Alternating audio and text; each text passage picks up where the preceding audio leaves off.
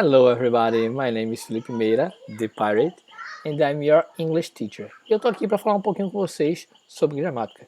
Primeiro eu queria pedir desculpa para vocês quanto ao som que vocês devem estar ouvindo aí, porque para quem está assistindo esse vídeo no futuro, muito depois desse vídeo ter sido postado, nós estamos em quarentena por conta do Covid-19 e as crianças aqui na casa do vizinho estão brincando, estão jogando bola e eles têm que brincar mesmo, eles têm que se divertir, tá bom? Por quê? Porque agora a gente vai se divertir também, mas de uma forma diferente. A gente vai se divertir com gramática. Então toca essa música de gramática aí pra mim.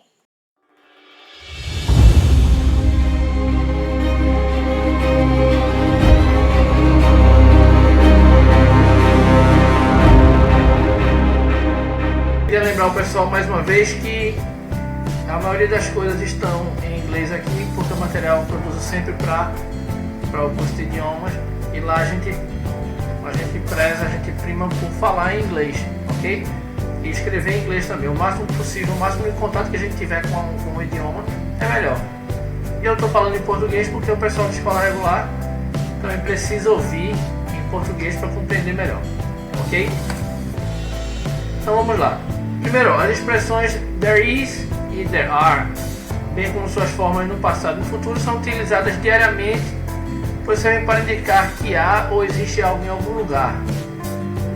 Aqui no Brasil, principalmente, a gente tem o costume de usar o verbo ter, né, para dizer que tem uma pessoa atrás da porta, tem um gato embaixo da mesa, tem um livro em cima da cadeira, tem um celular no meu bolso. Então a gente tem o costume de usar o verbo ter, que no inglês a gente correlaciona com o have, que é o verbo ter. Mas a gente tem que lembrar que o ter, o have, em inglês, ele é indicador de posse. Então eu posso dizer I have a cell phone. Eu tenho um celular. I have a car. Eu tenho um carro. Então, eu possuo este objeto. Eu não posso dizer has a car on the street. Eu tenho um carro na rua. Primeiro que a frase estaria sem sujeito, e estaria errado, para o presente simples. E segundo que a rua não é dona do carro. Então se a rua possuísse o carro, se o carro pertencesse à rua, aí sim estaria correto. Ok? Bom, então a gente usa corriqueiramente, se usa isso no inglês, como nessa frase aqui, ó. Is there milk in the refrigerator? Tem leite na geladeira? Há leite na geladeira? Existe leite na geladeira? Então a gente utiliza o there is ou there are para fazer esse tipo de pergunta, como aqui, ó. Are there too many people on this live today? Há muitas pessoas nessa live hoje, ou existem muitas pessoas, ou tem muita gente aqui na live hoje? Compartilha aí, marca o pessoal que queira, que precise dessa aula, dessas dicas de hoje, para que eles possam acompanhar aqui, certo? E se puder curtir a página aí e divulgar, eu agradeço bastante. Ok? Então vamos para a estrutura do there is e there are. Primeiro eu tenho aqui, ó, there is, ou a contração there's, que é usado para o singular, que quer dizer há, existe ou tem, como eu tinha falado com vocês, né? E o there are, que é plural, que é o há, existem. Existe uma contração para there are, existem, mas a pronúncia fica praticamente a mesma coisa, tá? There are.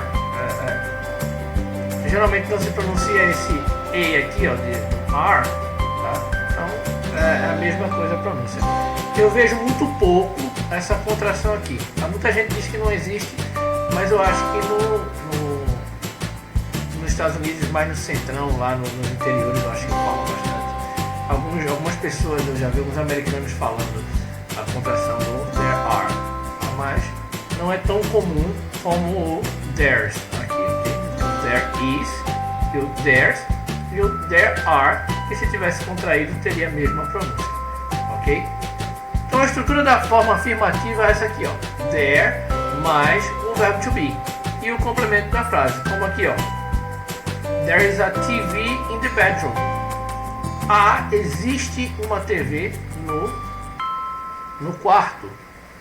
There are online classes at English Club. Existem ou tem aulas online no English Club, ok? Então, a gente viu como é que eu uso na forma afirmativa. A forma negativa, eu vou usar o there, o verbo to be mais uma vez e o not, ok? Então vamos ver aqui, ó. There isn't any car on the street.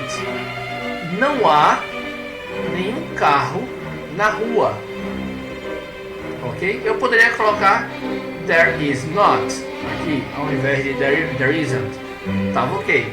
Ou eu poderia contrair aqui, ó, there's not, separado esse there's aqui com o not. Poderia fazer também e estaria correto, tá? Essa questão de contração, onde eu vou contrair, como eu vou contrair, isso depende muito da sua forma, do seu falar, de como você gosta de utilizar o idioma. Okay? Cada um tem a sua língua e, como eu gosto de dizer, a língua é como uma roupa, como uma vestimenta que você tem. Você veste uma camisa para determinado ambiente, você veste uma calça, você veste uma roupa de praia, depende do ambiente que você está e depende da situação. Então, às vezes você quer enfatizar mais a negação, você quer enfatizar o not, você quer enfatizar o objeto que existe, ok? Você quer enfatizar que existe alguma coisa, there is something, there is not anything, ok? Então você depende de como você quer utilizar a língua, certo? E aqui embaixo eu coloquei there aren't enough hours in the day. Não há horas suficientes no dia, né? Muita gente quer um tempinho maior para estudar para a prova e falta aquele tempinho. Muitas vezes a gente se aperta fazendo uma atividade ou outra e não consegue dar uma estudada. E a gente precisa um pouquinho, né, de tempo. A gente precisa descansar, a gente precisa comer, a gente precisa relaxar também. Ok? Então viram aí a estrutura? Na afirmativa, there mais o verbo to be. Na negativa, there, verbo to be e not. E na forma interrogativa, eu tenho o auxiliar, que é o verbo to be, mais o there, mais o complemento da frase e a interrogaçãozinha no final. Lembra, eu já falei isso várias vezes e eu não canso de repetir. E é uma ferramenta fantástica que o inglês tem, que o espanhol tem, de avisar você que é uma pergunta, que a frase é uma pergunta. Era uma coisa que eu me chateava bastante quando eu era primeira, segunda série do ensino fundamental, primeiro ano, segundo ano do ensino fundamental 1, e eu estava lendo algum texto, alguma coisa, e a professora, eu estava lendo o texto e quando eu estava chegando no final da fala, eu descobri que era uma pergunta, e eu mudava a entonação de voz. E a professora mandava eu voltar a frase inteira para ler, porque a pergunta tem que ter uma entonação de pergunta, tem que ter o tom da pergunta desde o início. Então a professora sempre pedia para voltar e eu ficava com raiva disso. Eu ficava, poxa, como é que eu vou saber se a frase tem 2 linhas quase? Como é que eu vou saber que é uma pergunta? Se eu estou lendo aqui em cima.